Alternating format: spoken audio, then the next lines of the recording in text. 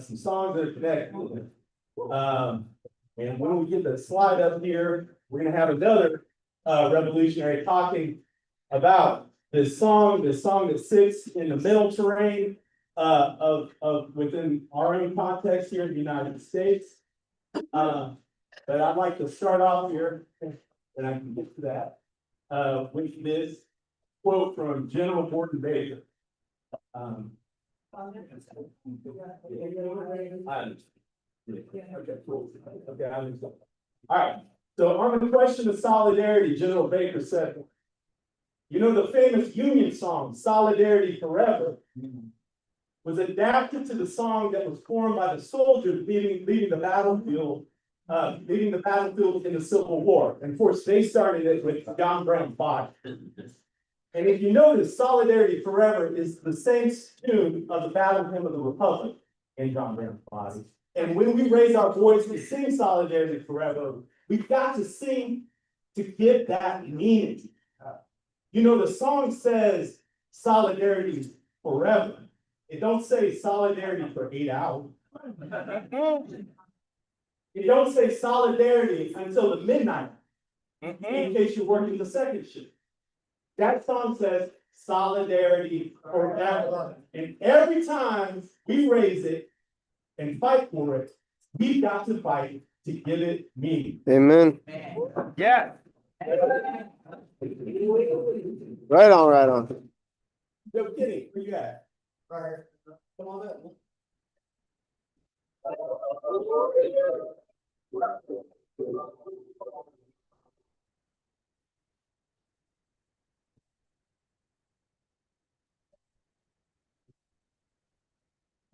Brown's body lies a mourning in the grave.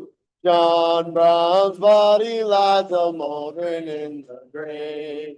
John Brown's body lies mourning in the grave, but his soul goes marching on. Glory, hallelujah. Glory, glory, hallelujah. Glory, glory, hallelujah.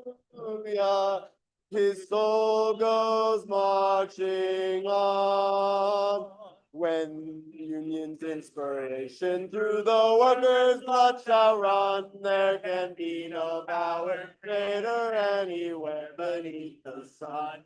Yet what force on earth is weaker than the feeble strength of one? But the Union makes us strong. Solidarity forever. Solidarity forever.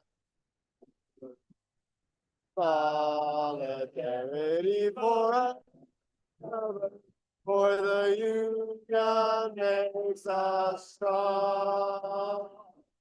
You conspire to be silent in the field and in the slum. You will promise us the vote and sing us, we shall overcome. But John Brown knew what the freedom was. Marching on. For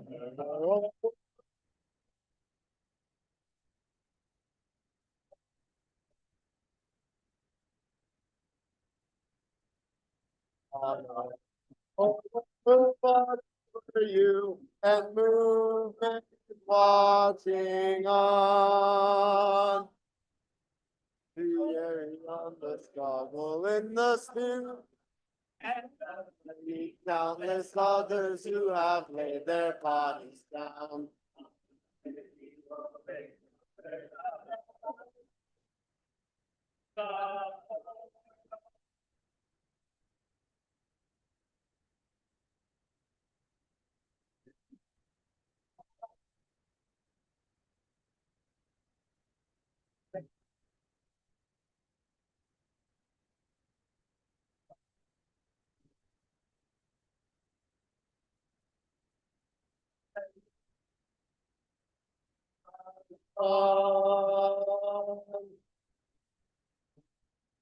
Body like a moldering in the grave. Brown body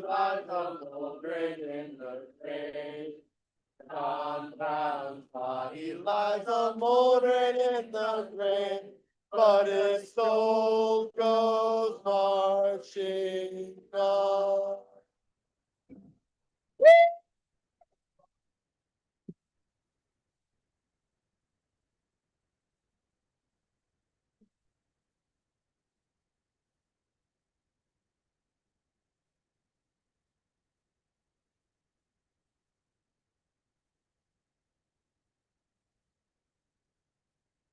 Good afternoon. Good afternoon. Good afternoon.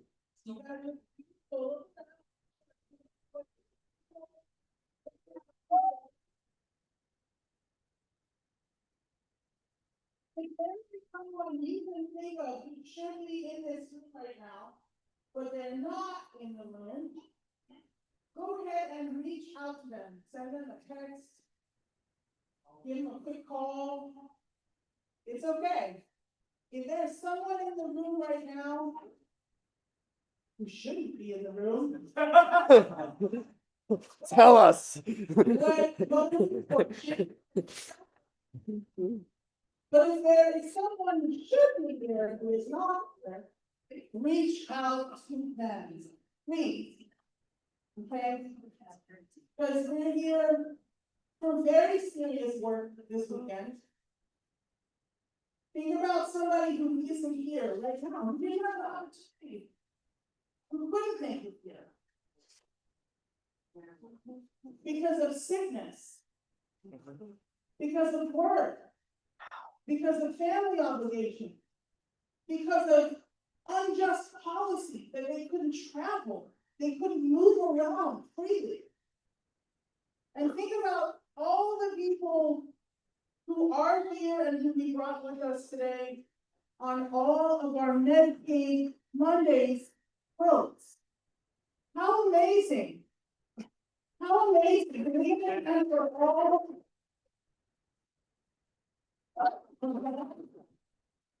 every single Monday, we share our stories. And it's been happening for 2 years more, 3 years.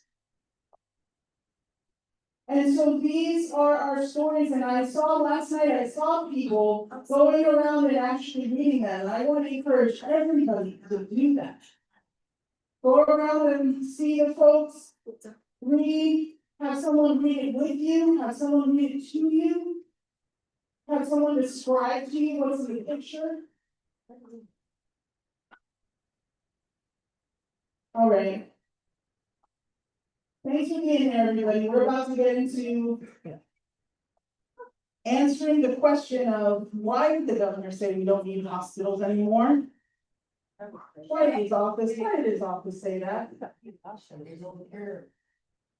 Hospital closures and the political economy of healthcare. Want to introduce yourself, Nichole? Hey, everybody, I'm so glad to be here. I'm Nichole, and she heard from him, and I am from the northeast. Where Jen, I'm from the service, and I'm just looking around at all of our signage and our swag, and what we're going to talk about is truly emphasized by what I'm seeing here. Healthcare is a human right. Death. Yes. Yes. Medicaid cut equals death. That's right. That's it. The Nijmie and I are going to show. Ask them if the speaker's volume is any better. Portion, and we're going to be talking about hospital closures, and we're going to be talking about the political economy of healthcare and what that means. Wonderful.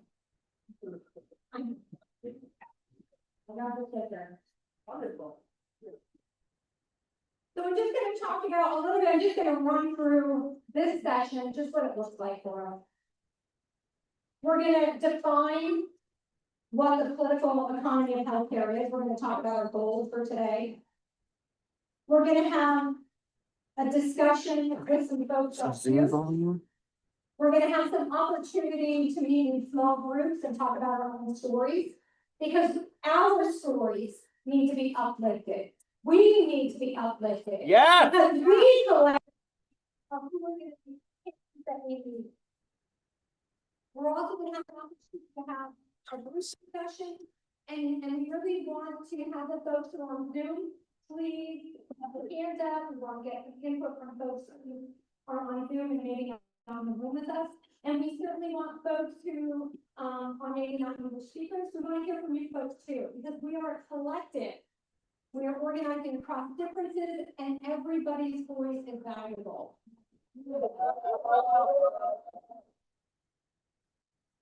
So I'm just gonna talk about the goals that we have set up. We really have two goals today. Can everybody hear me okay? Yeah. So we want to understand what we mean when we talk about the political economy of healthcare. We want to define that a little bit so we're all on the same page. So when we're talking about why our hospitals are being closed, why profiteers and the folks who make decisions are deciding that we don't deserve healthcare, we want to understand what that's rooted in. We also want to share stories as we talked about individually and collectively in our big group and our table. We want to talk about our experience and how we are impacted by these structural changes and these structural decisions that are taking healthcare away from us. So if we're talking about the political economy of healthcare, we're really talking about who controls our healthcare. Do we control our healthcare? No. No. Who controls our healthcare? Wall Street. That's right. Profiteers. They can't hear. Profiteers are the ones who are saying we don't deserve healthcare, and it's really the power holders who are allowing them through policy to make these decisions. Oh, wait. We know through study, and we're going to talk about a little bit about that, just how study helps us understand what's happening. We're going to talk about through study and analysis that our healthcare is controlled by capital. And we know that profiteers only care about making money. They only care about making money off of our sickness. And when we get sick, they get rich. Yes. I want folks who have been folks who have been impacted by partial or full closure of a hospital to raise your hand. Has anybody here been impacted by a hospital closing, or a clinic closing, or a pharmacy closing? Put your hands up, yeah, around. Anybody who in your community lost a healthcare service, mental health, skilled nursing facilities, because we know that the profiteers are now coming for skilled nursing facilities or nursing homes. Emergency services, who's lost an emergency rooms or emergency health care? And how about maternity or obstetric care? How many folks have lost that type of care? Because we know that we have maternity deserts in the state of Pennsylvania where folks do not have a place to go and have a child or get maternity or obstetric care.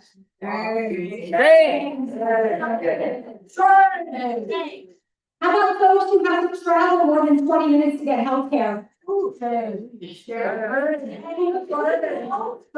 know that minutes count. Traveling 20 minutes is not acceptable.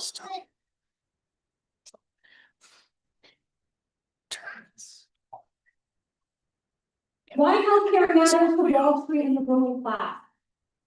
Healthy workers are productive workers. When we did our winter study, we looked back at the historical building of hospitals. Originally, hospitals were built to keep people working. It was the capitalists. They said we need to provide healthcare for our workers to keep them on the job. 19th century Harvard University president Charles Eliot said, the objective of research in medicine is to prevent industrial losses due to sickness and untimely death among men and domestic animals. And honestly, we see that now with Amazon. Yeah. You think about how Amazon has their healthcare structure, and their healthcare structure is to push their workers as much as they can without losing lost hours. It's not altruistic that they want to provide their healthcare for their workers with healthcare. It's to keep them on the job. Social control, provisions of healthcare can ensure social stability and act as a social shock absorber for displaced workers. So Wall Street wants to keep us working. Is that to go slower? Hello, thank you. Capital accumulation. Healthcare itself becomes a direct destination for investment and source of profits. And we're seeing this over and over again. I'm thinking up in Massachusetts with the Stewart healthcare system, where they brought on debt and then decided to declare bankruptcy because they don't care if you have healthcare. Hell no, they don't care. They just want to make profit off of taking over health system. Dispossession. The state takes funding going to public programs like Medicaid, Medicare, and SNAP, paid for by the working class to pay for tax breaks that allow the ruling class billionaires to keep even more of their stolen wealth. And we can see this in privatization, not just of health systems, but also our insurance. Through Medicare privatization, through Medicare privatization, they just want to extract as much resources for themselves. They don't care if they're denying health. They don't care if they're closing down hospitals or health systems.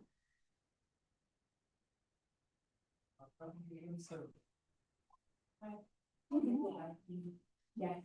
Wow, that was awesome, Nichole. Thank you. I just want to add a couple.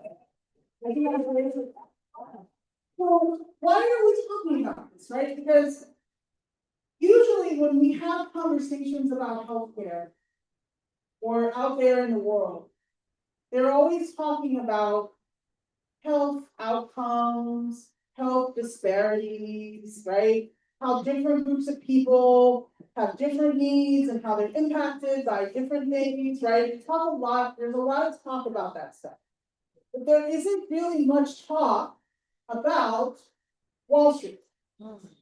Nobody ever brings Wall Street into the equation. We talk about the symptoms, but we don't talk about the root causes. Yeah, that's right. There's whole studies and departments and things at elite universities that are devoted to studying the symptoms. They're training people up every single day, studying the symptoms. Here's the outcomes, here's the disparities, here's the inequalities. But they're not talking about why. Why do we have those outcomes? Why do we have those disparities? What is the system underlying the problem? And so we want to talk about Wall Street control of our healthcare. Because we don't control our healthcare system. The working class does not control our healthcare system. And the reason why healthcare matters to the ruling class is for what we're talking about here. And some of them are more traditional, because that was the 19th century, right? That was the 1800s. When the president of Harvard University said that the purpose of research in medicine is to prevent industrial losses due to the sickness and untimely death of man and domestic animals.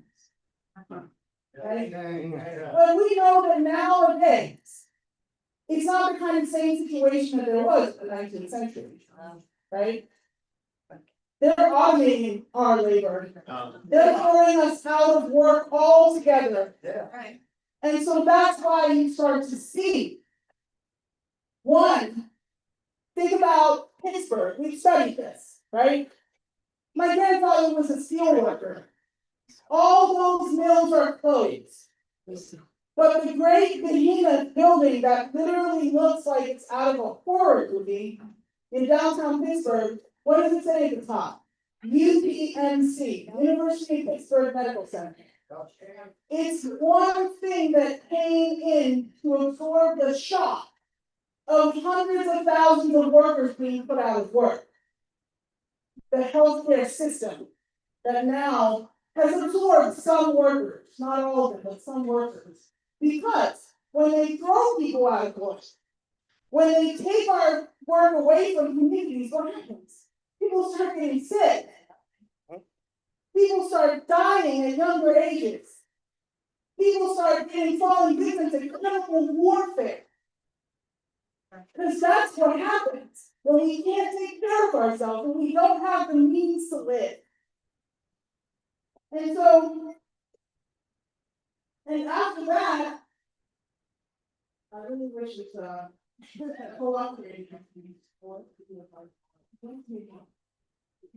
Okay, and so we see, right?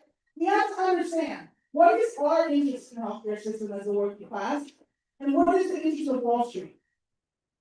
So they see healthcare as a recession-proof place to park their excess proof. They are so invested in the healthcare system in all these different ways. Private equity is there. They're invested in pharmaceuticals. They're invested in hospital systems, in medical devices, in biotechnology, in all the new technologies that are coming into the healthcare system. It is a profit-making venture for them. And they're using it now to even take the funding from the programs that gave a little baseline of opportunity to live for the working class, right? That we fought for. Medicaid, Medicare, SNAP. Guess why? Guess why? Because they're not interested anymore in preventing industrial losses. Right. In men and humans. Nope. They probably still are in domestic animals, but guess what? Now at this point, they don't care about industrial losses of human beings. They really don't. Because they don't need our labor in the same way that they did in the 19th century or even the 20th century. So, why does healthcare matter to us? I'll pass it back to Nichole, and I can run them up too. So why does healthcare matter to you? Who has an answer? Who wants to share? What does having healthcare mean to you? Having healthcare means something. Having Medicare, the health coverage, all of that good stuff is the thing with the like life and death, like you said earlier. Like you said earlier, like life and death. Because I can't do anything else that I can do is take broken test and go back to the old days of take that test and you'll feel better. It's not gonna help us.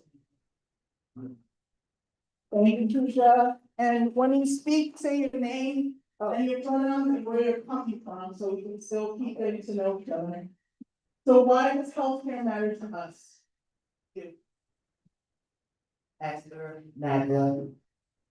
Healthcare matters to me because if we are all treated under the same humanity, right? It's living humanity. If we're all treated and we all have healthcare, so we can all get our needs met, completely all the way around. Without one need met, they all fall. Roughly, Thank you, sir.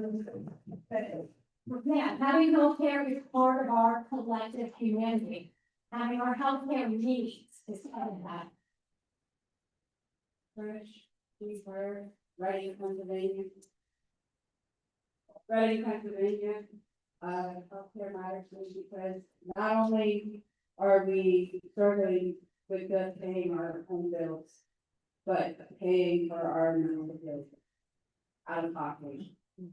It's really hard. Me personally, I go through blood. I had already a lot of blood transfusions in the past. Low blood sugar, iron, I'm going to different things, like seizures, putting up with all this, and then knowing that I have you guys here to look upon and help. But where's everybody wants to go? Yeah. That's right. Hey, everybody, just a reminder, hot dogging and going a little slower, because your stories are super important. And when we're trying to interpret them for other folks to hear, Just there for slowing down a little bit. Bueno, pues yo soy de Mira González, que vengo de Los Ángeles, y para mí es muy importante la salud médica porque mi esposo de pastillas, de medicina, él está viviendo, si no hay esa aseguranza, todo eso que él ya se la merece porque él trabajó desde la edad de 14 años, entonces él o más o menos.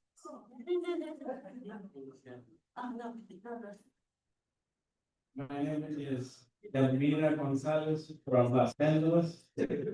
Healthcare is important to me because my husband needs the medications that he's on, and he deserves to have something because he's worked from being 14 years old. Pues sin ese servicio mi esposo no viviría porque tiene que tomar bastantes pastillas por una accidente que tuvo. My husband needs to take a lot of medications because of the accident that he had, and without these medications, he wouldn't be alive. Porque él estaba muy saludable, él no padecía de ninguna enfermedad, pero fue víctima de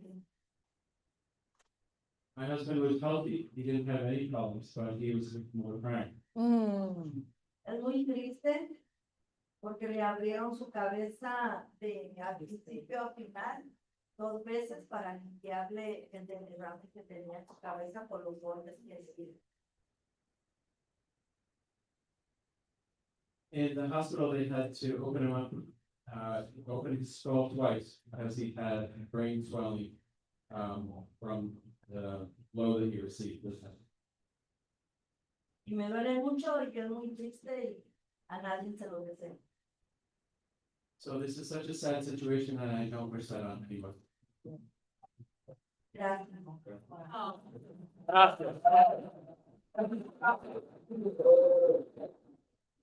Well, thank you for sharing. Thank you for sharing your story and just highlight how we all can be affected by not having the health care that we need. Who else would like to talk? Healthcare means a lot to me. Healthcare means a lot to me because I lost my son because he was denied. And then when he went to the hospital, because he didn't have any insurance, they let him die. Okay.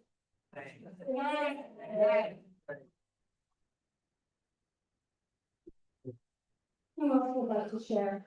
There's some people on Zoom, Oh, great. if I can, I'll just read for them. We're gonna have some folks on Zoom share.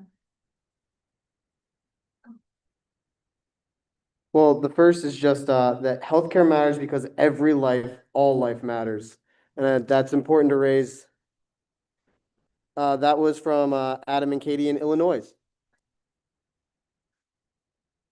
From Megan, is just the comment that having healthcare actually prevents a lot of unnecessary suffering. And a comment that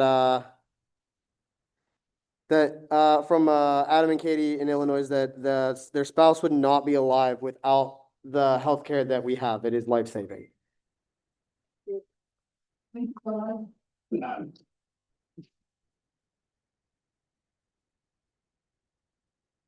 Healthcare is important to me because mental health care is really important. It's part of the whole spectrum. I've been hospitalized twice because of mental health problems, and I wouldn't consider it without medication.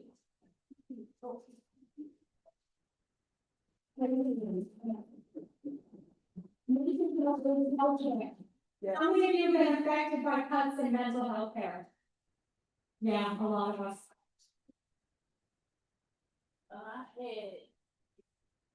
I'm Dzurinko, okay. In 2023, I was diagnosed with breast cancer. I was living in South Carolina.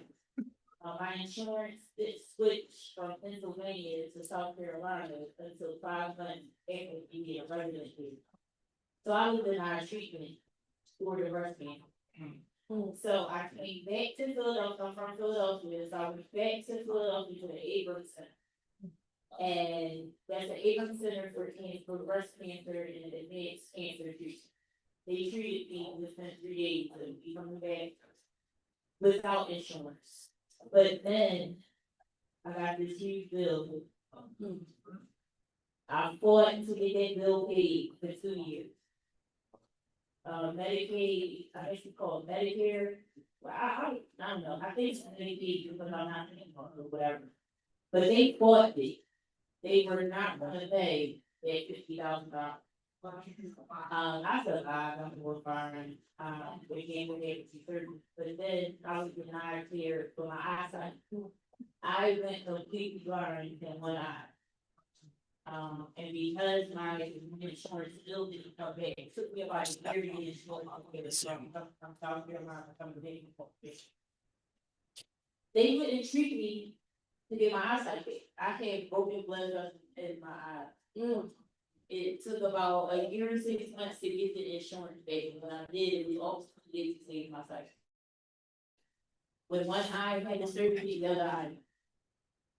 All of this while being around the kids, college, So online, the audio isn't being accepted in this as an input.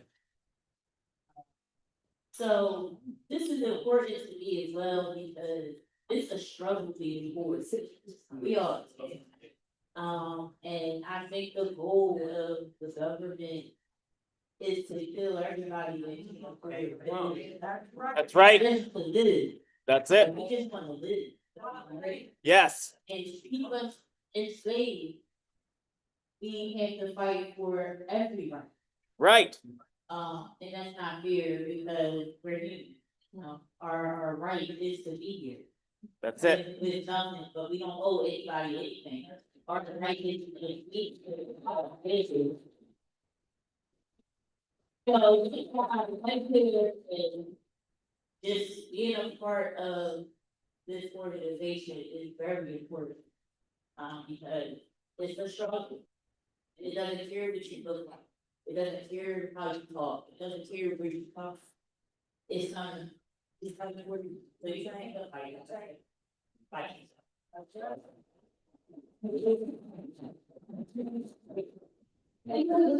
I'm just gonna say, when we talk about delay in care, we talk about hospital closures like closure. And we talk about delay of care because it takes us longer to get somewhere. This is another example of delaying care. If you don't have insurance, if you don't have the insurance that you can use, sorry, please go slower. If you don't have insurance that you can use, that is a delay in care. And I think you're right, they don't care if we don't have the services that we need. We need to collectively be actionable. We deserve health care. I think it's really Southwest. Healthcare for me is, my ticket to life. It's the reason that I'm able to be here today. I lost my Medicaid for a very short month and a half and accumulated $1,300 in medical bills in that 1 month and a half. And as I was undergoing treatment that continued during that time. It's like I keep thinking that I wouldn't. I don't have an income, so whenever I see this, it's like they're trying to take away my second chance at life. Shame. All right, I'm gonna get the last few folks in here. I know there's a lot of folks to share, and I wanted to do that, and we're gonna Hi, my name is Joe, also known as Uncle Joe. And now here with kids from, because I was diagnosed with epilepsy and you're not covered. I haven't paid for my own. Shame. It's cut. No, I don't have money to pay for it. That's the calculation. Yeah. Shame. Hi, my name is Sarah from Philly. On April Fool's Day, 2015, I was diagnosed with 2 rare forms of stage 4 cancer. They gave me 3 months to live. At the time, I was able to get medicated Medicare, which saved my life. I had to have inpatient chemo for a year, which meant I had to stay at the hospital 7 days a week, 8 hours a day, afforded chemo treatment.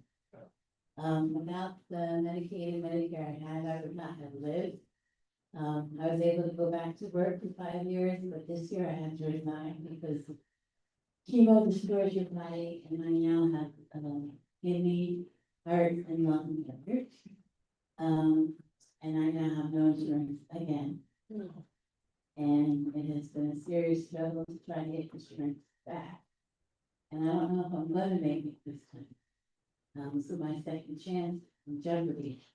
And the fight with PPF because of what I'm going through. So it is a matter of life and death. And I just think of all the other cancer patients who didn't have the opportunity that I had. And the survival rate for people with the type of cancer I had is only 15%.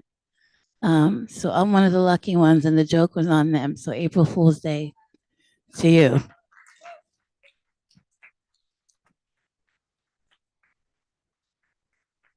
We have a saying in the Poor People's Campaign, so if you know it, let's say it together, okay? Somebody's been hurting our people. It's gone on far too long, and we won't be silent anymore. Love you, Farah. My name is Barbara. I use she, her pronouns. I would literally not be here today because I would be unable to walk if I had not had 4 joint replacement surgeries, both knees, both hips, but it made me poor. So it cost me probably 30 to 50,000 out of pocket. I have never really been able to calculate it. It took all my savings, and that's why I organize, and that's why I'm here with you all today. Thank you, Barbara. Thank you, thank you. Hi, I'm Joyce. I'm from Middletown, Ohio. On September 8th, 2023, my husband had a swollen leg. He got an appointment for a doctor, and we went in, and we didn't have a $35 copay. So they sent us home and told my husband to keep an eye on his leg and to come back Monday with the copay. And we went back on Monday before his appointment. He told me that he was feeling tired and he was going to put his head down on the desk and just take a little nap before we went. And when I went to wake him up 90 minutes later, my husband was cold and stiff and gone because he didn't have $35 on Friday. He was dead on Monday. And it shouldn't happen. It was 6 days before his 57th birthday. And it should not happen to him or to the 799 other people that died that day because of poverty. It should not happen.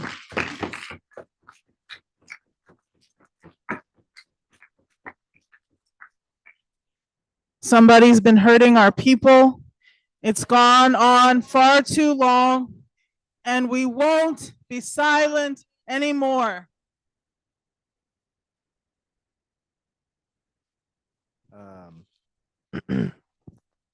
Jacob, they, them, Philly.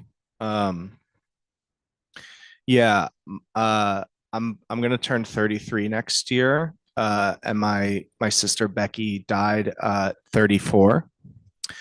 a metastatic triple negative breast cancer. Uh, Becky, our birthdays are 3 days apart. So Becky went to the doctor. She was like having some trouble breathing. She thought it was a cold. And so the doc like just prescribed her an antibiotic, an inhaler, and saw her for like 4 minutes. That was like February 20th. And then she went back on March 7th because she still wasn't, there was no improvement. She wasn't feeling good. She'd not been looking good. And they did a chest x-ray and there were 4 nodes in her lungs, and it was through her lymphatic system and in her spine. And so she died May 25th. She really rapidly declined. And I remember the doctor, before we made the decision to move her to hospice, said that, you know, she won this really terrible genetic lottery. And that just was bullshit. It was bullshit. It was absolutely bullshit. It was bullshit that like the first doctor also just like saw her for 4 minutes and was like, here you go. Something I just like I've really learned in this fight, like, you know, cancer is pervasive, but it's not this magical evil thing. I really like to remind people, because it's helped me like really think about things, is like in this country, if you like adjust for inflation and you're generous and you give them all the benefits, that money isn't everything. But like we've spent like a little bit more than $1 trillion going back to the 40s on cancer research. You know, and that's an unfathomable amount of money. And money isn't everything. But then when you hold that up to that, this year, you know, we're going to spend $1.3 trillion on war and death and destruction. And last year we spent $1.2 trillion on war and death and destruction. And the year before that, we spent $1 trillion. We spent $1 trillion in 2023 on war and death and destruction. And you really start to think that maybe if we reallocated the intelligence and the resources that the society has, maybe people wouldn't die at 34 or 50 or 7 or 90 of cancer or any other diseases, because they actually could be beaten.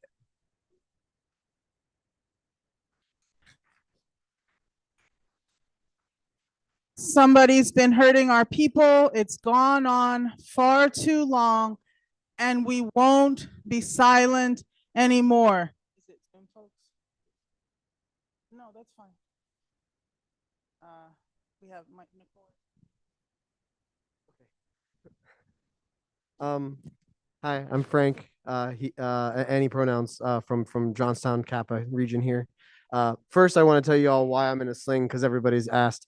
I dislocated my shoulder twice last month. Once at work, picking up a very heavy vacuum full of concrete dust. That was bad. But I was able to relocate it myself and just went about working and pretending it was fine. Then Sunday, when I got home, I went to put a t-shirt on and dislocated it a second time. And that one I was not able to, they call it reducing, putting it back in. I was not able to do that myself, so I went to the ER. My company filed this as a workman's comp file.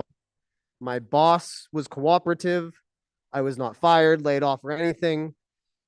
But the insurance company is saying that the secondary injury was not the fault of the primary injury at work. So my employer, cooperative, but there's this entire other parasitic industry that is telling me I didn't get hurt at work.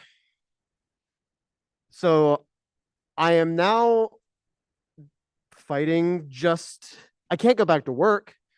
The orthopedist I spoke to told me if I keep working and keep dislocating my shoulder, it will be bone on bone by the time I'm 40. So I'm unable to work, and I'm fighting workman's comp, not my job, a secondary parasitic company to get my money. So.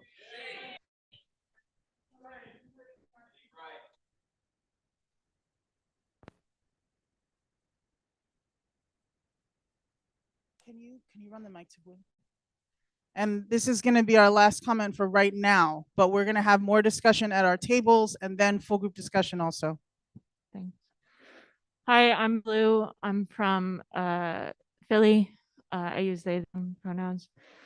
Last month my brother would have been 39, and instead last week was the 4th anniversary of his death. And this year so far, I've buried 12 friends from unintentional overdoses because they have been unable to access the health care that they need. Thank you, Blue. Somebody's been hurting our people. It's gone on far too long, and we won't be silent anymore. Let's have a moment of silence. I know I just contradicted myself, but let's have a moment of silence in honor of what's been shared, in honor of the people we've lost.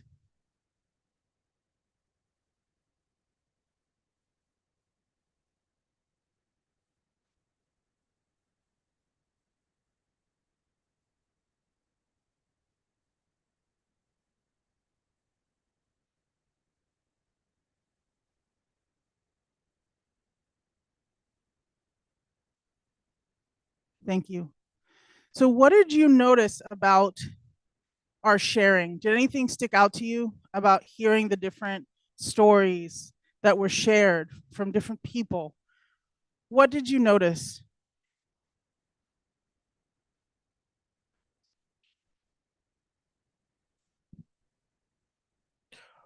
We're all living under the same nightmare by the same oppressive force. Yeah, so it's one system. Thank you, Josh. It's one system, right? That is behind these stories. And we didn't say we're all impacted exactly the same way. We didn't say it's exactly the same thing. We haven't all been through exactly the same thing, but we're all impacted by the same system, right? We're living on borrowed time, according to everybody else. It costs us way too much, the way I have for the last 40 years. Yes. It costs me $5,000 a month to stay alive. That's what my insurance has to pay outright. Yeah. That is an insane inflationary price that rich people getting rich off of. That's right. That's right. That's why our slogan is, we get sick, they get rich, right? Say it. We get sick, we get sick, we get sick. That's right. Bevan? That the stories are, Bevan, Albany, New York, National Union of the Homeless, she, her. These stories are being shared across race, age, religion, sexual identity, gender. Like, this doesn't matter who you are, where you're from. We all share in this healthcare crisis. That's right. Because that's what leadership across difference is. It's putting what we have in common to the front. It's not minimizing our differences. It's not dismissing our differences, but it's putting what we have in common to the front. Why? Because the cornerstone of the strategy of the people that are keeping us from getting healthcare is divide and conquer. Divide and conquer. Right. And we can't out-money them. We can't out-might them. We can't out-media them. But we can outmaneuver them. We can outmaneuver them. How do we outmaneuver them? Organize, organize, organize. Across all lines of division. So here's what I heard, right? I'm reflecting it back to you now, that the stories that we shared in here unite us. Every time you look into the media, every time you hear the news, every time you watch the TV, what do they say? We're so polarized. This is such a polarized country. We're at each other's throats. We have nothing in common. But what did I see here? What did we see here? What did we hear? Healthcare is a point of unity for our class. And trust me when I say we need every single goddamn point of unity we can get. We need every single one. And so that's what I heard here. And the other thing I want to say is, and this is why healthcare matters to us, right? What is this? Our story wall.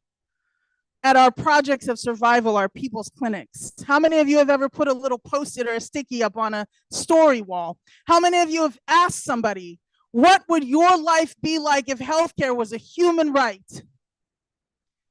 And I know I've asked so many people that at people's clinics, and they just suddenly they stop and they're like, you know, nobody's ever asked me that before, and I've never even thought about it before. And so they start coming in, and then you start to have your organizing conversation. So this is what healthcare means to us. And you'll see things on this paper, right? People said freedom, less stress. I know people have said things like, I would still have my teeth, right? My mother would be alive. I think maybe the batteries died. Okay. So these are some examples of why healthcare matters to us, and you can see our different actions. We take action. When people were talking about medical bills, how do we take action around medical bills and denial of care? What do we do in the Nonviolent Medicaid Army as part of our Medicaid cutoffs organizing drive? What do we do?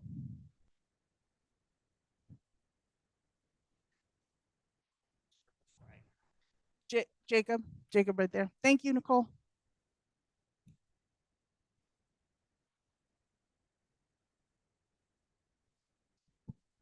We fight back by filing appeals and doing call-in days and then showing up to the appeal hearing. There's all kinds of tactics, and there's a workshop about it this afternoon. That's right. So this afternoon after lunch, we can learn about how we use these tactics to organize. Call-in days. I don't know if Lauren is here right now, but she can tell you. Ask Lauren, who's one of the coordinators of housing and food, what we did to get her $6,000 surprise medical bill canceled, right? So for everybody who's going through that now, right?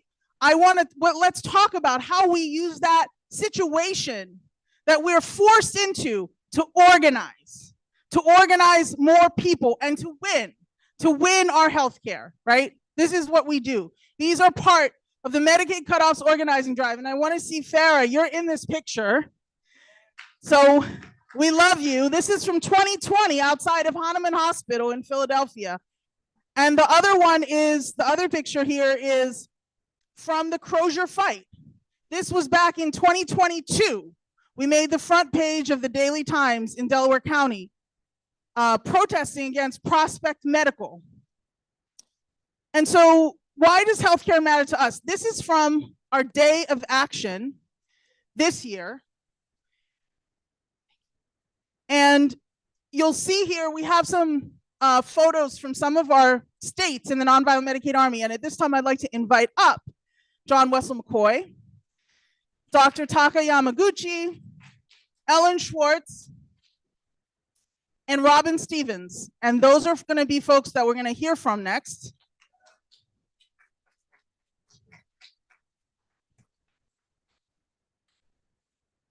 So I want to emphasize a couple of very key points before we get into this panel. Enrique, you're our timekeeper. Everyone has 5 minutes.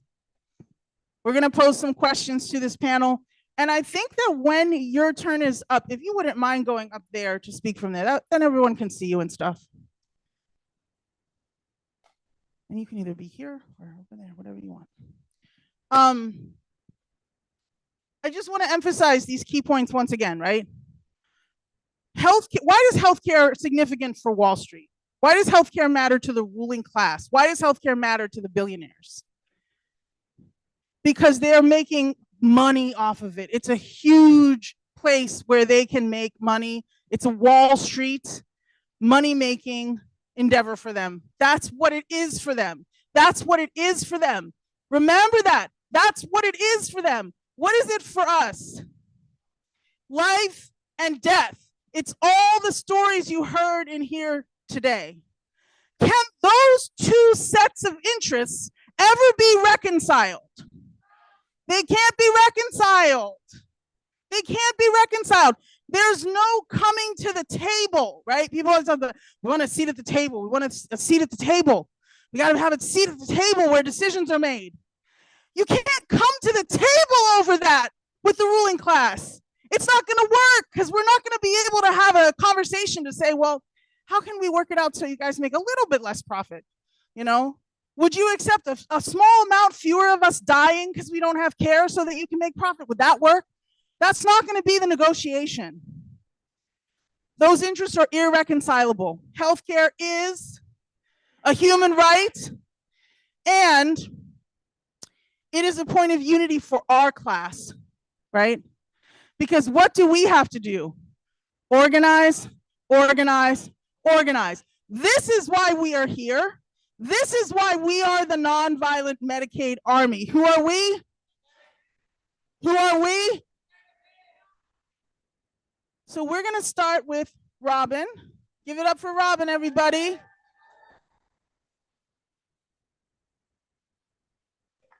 Robin is one of the Crozier 8.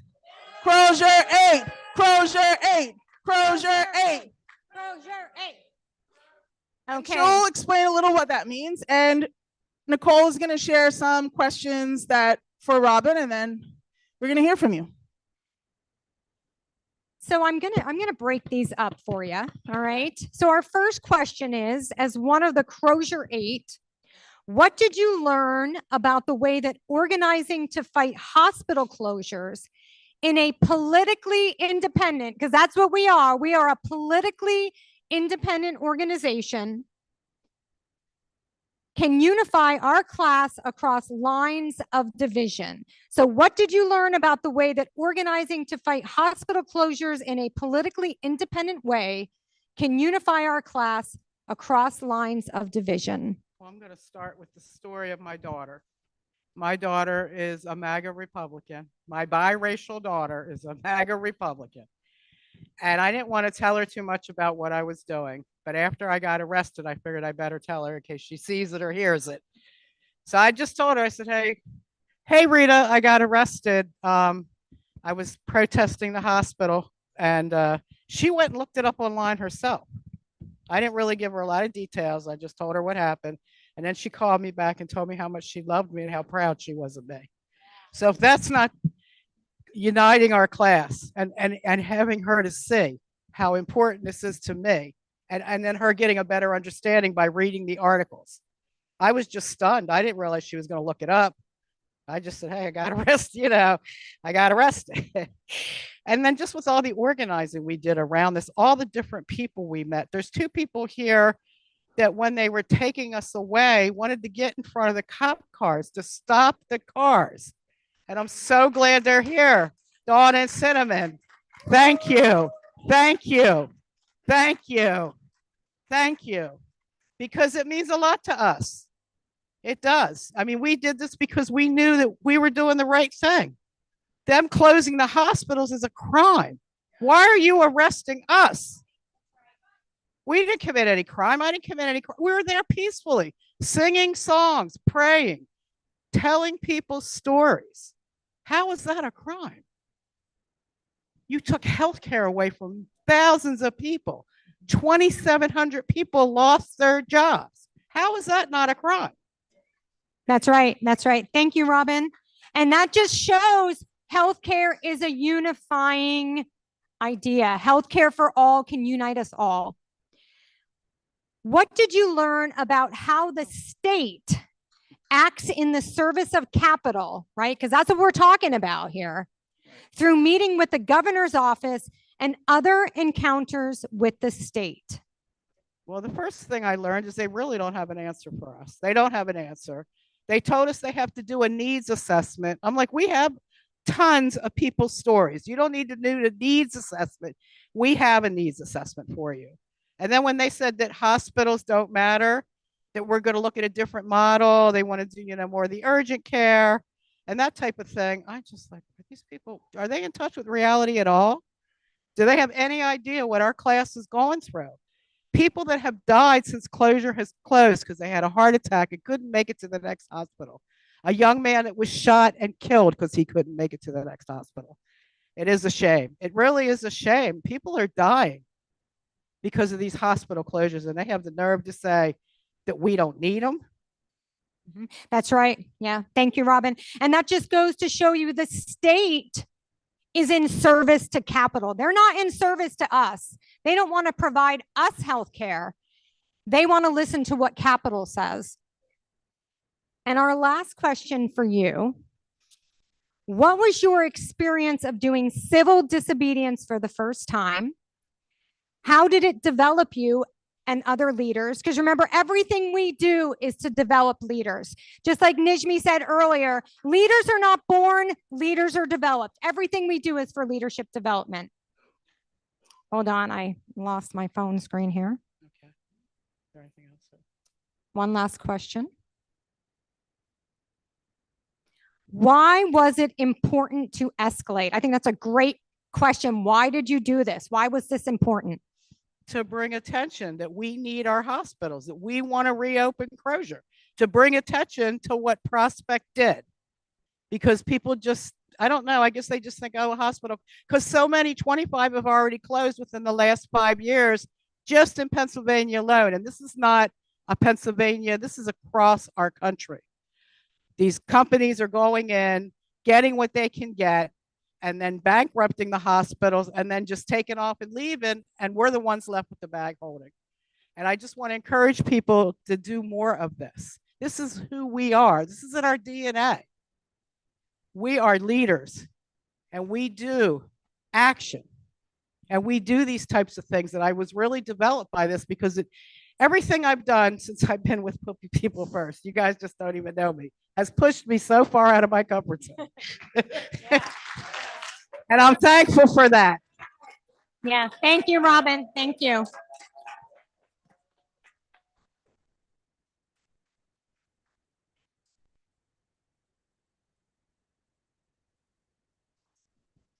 Awesome. Give it up for Robin one more time. Now we've got coming up Ellen Schwartz from the Vermont Workers Center. Give her a huge round of applause. Vermont Workers Center is an unbelievably powerful organization that started fighting for healthcare as a human right decades ago. They're 25 years old. They're an inspiration to us. We've learned so much from them. We are so grateful that they're here right now. Ellen, we really thank you for being here, and thank you to the Vermont Workers Center. Thank you, Nijmie. And I'll just share the questions I shared with you. And I think I'll just say them all because I know you kind of have some prepared remarks. So based on what we've shared and studied on how capital moves through the healthcare system, share about the healthcare landscape in Vermont and specifically the maneuvers of UVM. I think that's right. Yep. How has Vermont Workers Center made fights against removal of healthcare services in your communities part of your overall campaign? And how has it strengthened your base building and work with strategic and tactical partners? I can maybe get, is this on? I can't tell if it's on. Okay, it doesn't sound it to me. I'm nice and close. Okay, now it sounds better. Okay, I'll try to get to all those questions, but I also want to speak slowly, so we'll see. And thank you also. We take a lot of inspiration from Put People First, so it's mutual. So Vermont we have a total of 14 hospitals, general hospitals, not counting psych hospitals. 13 of them are community hospitals that are spread around the state. And the 14th is UVM Medical Center, which is located in Burlington. And that is Vermont's only critical access hospital. All of our hospitals are nonprofits, but their decisions are guided by what is best going to grow their slow down, okay. What is best gonna grow their revenue? They use three main tactics. These are gonna seem familiar. They consolidate, they cut unprofitable services, and they build profitable ones. So UVM Health Network, which owns that hospital, I'll just call it the network, has been at the forefront of consolidation in Vermont. It owns that hospital, 2 other hospitals in Vermont, several hospitals in New York, a home health and hospice center, and a medical group that employs doctors in all of its hospitals. Even though they don't own all the hospitals, they impact all of Vermont's hospitals because of their financial power and their ability to set monopoly prices. They take in about 2/3 of the revenue of all of Vermont's 14 hospitals combined. And they're sitting on $1 billion in cash assets while Vermonters are not getting care and we're seeing our insurance rates go up. Shame is right. In 2024, the UVM Medical Center, the hospital in Burlington, their revenues were $80 million over budget, but this hasn't translated into either better wages or working conditions for workers or better patient care. You might wonder, what are they doing with all that money? Selling municipal bonds is a major source of capital for big hospitals like UVM Medical Center. And that directly ties their decision-making to Wall Street. In 2024, they owed almost $350 million to bondholders. And so to meet their obligation, they have to use strategies that are going to maximize revenue, not provide better care, but maximize revenue. So there's market share, which is big fish eat the little fish, volume growth, increasing the amount of sick people coming into their doors, and prioritizing big money makers like surgery centers, but cutting services that lose money like mental health care, addiction treatment, OBGYN, birthing centers, that sort of thing. This is what we're up against when we say that we have to get Wall Street out of our healthcare. That's how it's impacting us. So in Vermont, the section of capital that is concerned about growing costs of healthcare for their own reasons, not for the reasons we've been talking about, they're concerned about how it's eroding their profits. They are using we have a regulatory body called the Green Mountain Care Board, and they're using that body to go on the offensive. They have identified hospitals as the cost driver, and what the Green Mountain Care Board is trying to do is curb the costs by reducing some budget requests. But none of this, like Nijmie was talking about before, it doesn't go to the root cause of the problem, because healthcare is still being treated like a commodity. And in fact, it's accelerated the incentive for UVM Medical Center and other hospitals to maximize the services that give them profits and to cut what they think of as the money losers. So the kinds of things that they're being shut down right now are birthing centers. Copley Hospital, which is not part of their network, it's in Morrisville. They expanded their surgical wing in 2017, and guess what? They recently announced that they're closing their birthing center on November the 1st. It is a shame. And in my area, birthing center closed, I think, 2018.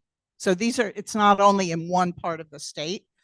Am I on time? Okay. Okay.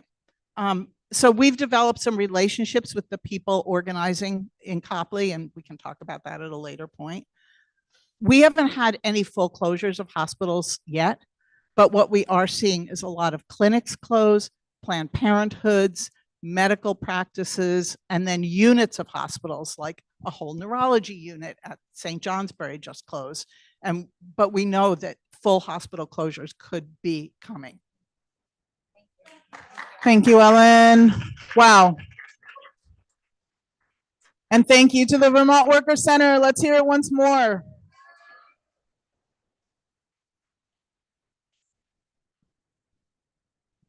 Our next panel is going to be Dr. Taka Yamaguchi.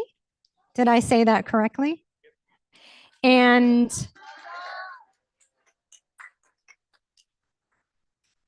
I'll let them introduce themselves, but I'll propose our question to you. Please talk about your role in the healthcare system. How do you see capital flowing through and controlling the healthcare system from where you sit as a provider? How does the stranglehold that capital has on our healthcare system cause moral injury for healthcare workers like you? And what has made you get involved in the Nonviolent Medicaid Army? Thank you, Nichole. So my name's Taka. I'm Taka. I use he, him pronouns. I'm coming from Boston, Massachusetts with our Massachusetts MVMA crew. First of all, my heart is bursting with love for y'all and for our class. And I'm honored by the stories you shared. I'm honored by the lives we've lost that we've brought into this space. And I'm honored to be up here. So I'm coming from Boston, Massachusetts, which is kind of a self-proclaimed healthcare capital, right? It's supposed to be like the best healthcare in the world or whatever, right? So I'll tell you a little bit more what that means. So why am I here? I'm going to answer some of those questions in different order. Yes. So I'm here because my mom been disabled most of my life. She's on Medicaid. And it's been a fucking, my French, to get healthcare for her that's accessible. And I don't trust this country to take care of my family. I just don't. And I'm also here because I want to work in a healthcare system that treats us as humans, that treats everyone in it as humans. Right? Those of us, all of us who need care, right? And all of us who work in it, right? We are in an inhuman healthcare system. We work in an inhuman, we are suffering under an inhuman healthcare system. So I'm a pediatrician, I'm a primary care pediatrician, right? And this is the kind of dirty truth of it, the ugly truth of it, right? Is that kids don't make money. And that shouldn't matter. But in our for-profit healthcare system, it does, right? Our healthcare system is set up to make money off us, to make money for sickness and illness and suffering, and let the healthcare workers deal with it. But kids don't make money. Kids are, by and large, pretty healthy. They don't get expensive surgeries and procedures. They don't get expensive experimental therapies and are, typically are in and out of the hospital in a couple of days because they just bounce, but they don't make money, so no one cares, right? The Wall Street, the CEOs, people who make decisions about our healthcare systems, they do not prioritize children, and they certainly do prioritize primary care. So what happened, right, in Boston in 2022? There is a children's hospital, a Tufts floating hospital. It's called that because it started in the 1800s. It was literally on a boat in Boston Harbor. Okay. They were competing essentially with, several other major children's hospitals in Boston, and they couldn't make it essentially. They were not competitive. So that they just closed this 125-year-old children's hospital in 2022. They're just like, we don't need it. And so what does that mean, right? What does that mean? It means that wait times have gone way up, especially to see specialists, right? To see kids specialists, right? It means that the ER wait times are out of control. And I remember talking to, anyway, it means that, I've been in touch with some of the docs, the pediatricians who used to work at Tufts Hospital, which is a smaller hospital. It was kind of a little bit, people are a little bit more taken care of. And they've now been thrown into this kind of real machine of a healthcare system, right? And so they're burnt out. They have to see way more patients than they used to, right? Because the more patients you see, the more money you make. And if kids don't make that much money, then you got to see a lot of kids in an hour to make money for the bosses. So for me, what it's meant as a primary care physician, if the wait times to see pediatric specialists, right, cardiologist, mental health in particular, right, psychiatry, therapy, psychotherapy, if it used to be a month or two to wait, now it's 6 months. Now it's a year. Now it's a year and a half to see a specialist. And what is a year and a half in the life of a 4-year-old, right? That's like half their life. So what does that mean? It means I'm having to figure out how to do this healthcare kind of on the fly, right? I'm being a psychiatrist to a 6-year-old. I don't know what I'm doing, but this is what we're left with. And so all this to say, I see my time is up. Thank you.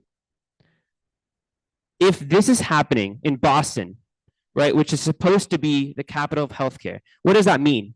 It means that healthcare makes a shit ton of money in our city. It probably is I think it is actually. It's the biggest employer in our city, and it's the biggest source of capital generation, right? Over the last 50 years in Boston, hospitals have literally taken over and bulldozed 4 different working class and poor and immigrant neighborhoods to build huge fancy ass hospitals.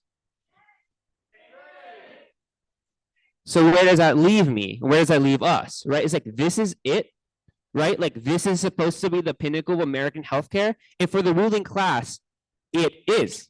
They make the most money, right? But for all of us, right, we're in an inhuman system. We work in an inhuman system. And so we got to do better. And it can be so much better, you know?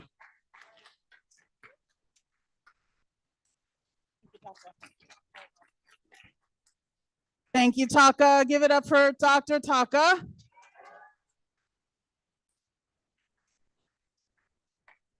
How many of you, I know I don't get to hear this often, right? How many of you have ever heard something like this before from a doctor? From a doctor, right? Like, the Nonviolent Medicaid Army is organizing the 140 million in this country who are poor or near poor, and that includes healthcare workers. Healthcare workers are part of the Nonviolent Medicaid Army at every level, at all kinds of different healthcare workers are part of the Nonviolent Medicaid Army, and we got to remember that. And we really appreciate it because, like Taka said, this is an inhuman healthcare system because it's an inhuman system. It's an inhuman system. And we got to get to the root, right? We got to get to the root of that system. And we are the people who can do it. We are the people who have the most to gain and the least to lose from a fundamental transformation of society. And that's why we're here. And now I'd like to call up my long and dear friend, John Wessel-McCoy, from the Indiana Nonviolent Medicaid Army, the Richmond Housing and Human Rights Coalition. We'd love to hear, John, a deeper dive on the motorcade for Medicaid. That was the day of action. Motorcade for Medicaid. Really, really catchy, amazing. How did y'all choose this for your day of action? It's a massive undertaking to travel over 100 miles in a caravan. Can you set the stage for what's happening and how you determined your route? What was it like stopping at the hospitals along the way? What kinds of stories were shared, connections made, and how did this action develop your leaders' 4 Cs? I'll take this. All right. Hey, everybody. So I'm John. It's good to be here with y'all. And I really like the fact I'm coming off on the tail end of Taka talking about how Massachusetts, right? Massachusetts gets presented in the healthcare system gets presented. We were talking, it's supposed to be the Cadillac, right? There in Boston of healthcare, and yet it's failing people. And I come to you from a Rust Belt town in East Central Indiana, right? In a state, the Hoosier state, Hoosier has a connotation of rural communities, actually, right? When you think about the term Hoosier, that etymology, which is debated, where it actually came from, but it's connected to like rural life, right? Which is not the whole truth of Indiana, by the way, right? We got Chicagoland, we've got Indianapolis, we've got Fort Wayne, right? But I live in this town, Richmond, in East Central on the Ohio border. I want to talk with Joyce. We're pretty much neighbors over there in Middleton. And how this all got started this spring in the buildup both to the federal budget bill as well as the man, there are mean things happening in Indiana. I'm just telling y'all. And the legislature, right, in our state was like junior partners with what was being passed in Washington, right? They were saying, oh, we could do worse, right? And so, so just to give you a sense, we were starting to hear reports. Folks know that the cuts to Medicaid were going to impact rural hospitals, right? And so first we were hearing 12, and now it's 16 hospitals in our state on the chopping block, right? And we found out that the hospitals just north of us, between, just to give you a little geography, you look at the flyer that Peyton, where's Peyton at? Beautiful job, Peyton. I love this flyer, so because it really tells you what we did. So, so we're in Richmond, which is a town of 35,000. We've got Reed Hospital. It's not on the chopping block for now, but the counties just that hug the Ohio border up Highway 27, they are on the chopping block, right? These are rural counties. Randolph County, just north of us, one of the poorest counties in the state, and just on up the road all the way up to Decatur and Adams County. And so we made this decision to take action and to show solidarity and connect with our neighbors. And again, that line of, so if those hospitals close in Winchester, Portland, and Decatur, Fort Wayne is just above Decatur, right? That would be 100-mile stretch. And so what we heard from people was the closure of the obstetrics, which is coming first in Decatur, even before the hospital closes down. What we heard was people already in Blackford County, which is actually, they've already closed down, they've closed down the ER and inpatient there 2 years ago. We heard a story of a man who was having a heart attack and there's no EMS, so he drove himself to Fort Wayne, and he made it just by the grace of God. Drive yourself while you're having a heart attack. Another woman, seizure. And this is the thing that's going to impact our community. And even if Reed stays open, we got a sense of what's coming because she had a seizure again in Blackford County. They called to Muncie, right, which is one of the hospitals they could have got, 2-hour wait. Luckily, Portland in Jay County for now is still open. And she got there and she got the care she needed, but that's on the chopping block. I just want to say one last, as I wrap up, this idea of Medicaid, the motorcade for Medicaid, the Highway 27 rural hospital tour started with Pat. So Meg is here with us. Meg's mom, Pat, was seeing this, and we had these on our cars. It was like the Wizard of Oz. We started in Reed Hospital, near Reed in Richmond, and we kept going up that road, up Highway 27, and we kept adding people, right? Kept adding people. And we had these, which again were made by both Meg and Pat on our car. And you know, country, like this is true, particularly in rural communities. If you see a funeral procession coming, you pull over if you're oncoming. And that's what people did. and they weren't wrong. They weren't wrong. We have a work cut out still for us.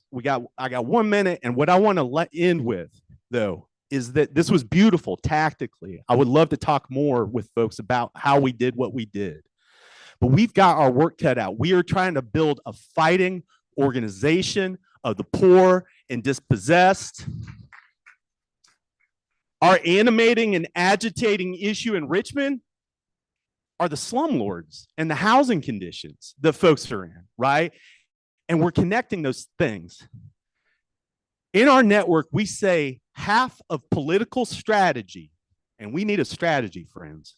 Half of political strategy is political economy. And I'm here to tell you, there's so much more I need to understand.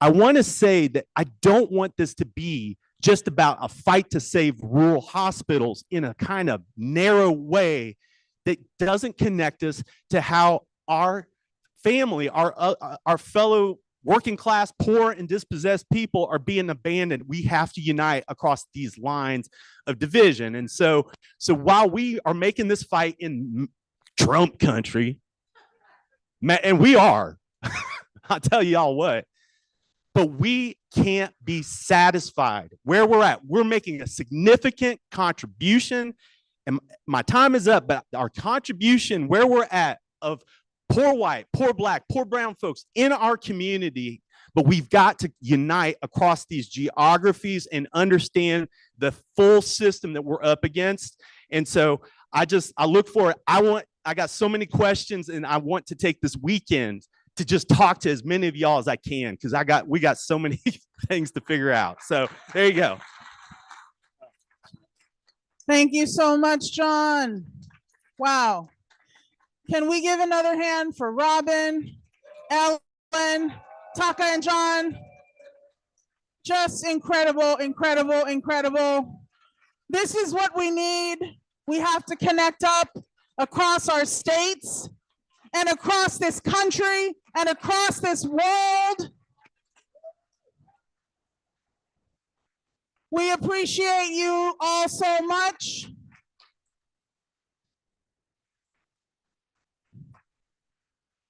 And now I want to invite you to go ahead and sit with a table so that we can keep this conversation going, because we're going to talk now at our tables. So we can each have an opportunity to share.